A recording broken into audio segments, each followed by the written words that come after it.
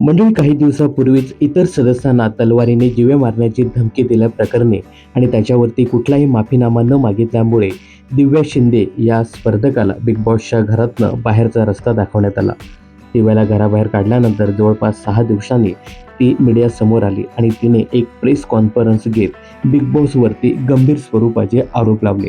मला चुकीच्या पद्धतीने दाखवण्यात आलेत. माझे फुटेज आणि व्हिडिओज अर्धवट दाखवून प्रेक्षकांमध्ये संभ्रम निर्माण केला गेला. अशातच आता तिने बिग बॉसच्या घरातील आऊट झालेल्या सदस्यांबद्दल देखील भाष्य केलं आहे. नुकतीच दिव्याने काही माध्यमांना इंटरव्ह्यू दिले.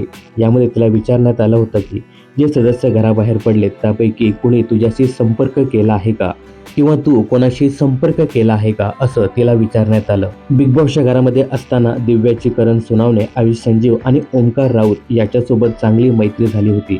घराबाहेर पडल्यावर दिव्या म्हणाली की यापैकी कोणीही माझ्याशी संपर्क केला नाही.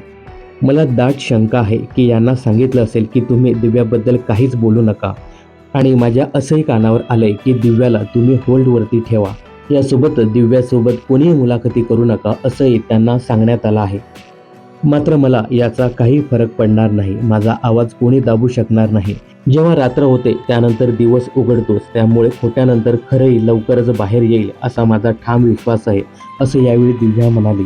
मित्रांनो, दिव्यानंतर ओमकार राऊत, करण सोनावणे आणि आयुष संजीव हे सदस्य बाहेर पडले, परंतु या तिघांनीही दिव्याबद्दल कोणतेही भाष्य केलं नाही. तर दिव्याने जे काही या सदस्यांवरती आरोप लावले त्याबद्दल तुम्हाला काय सांगायचं हे कमेंट्स करून नक्की सांगा.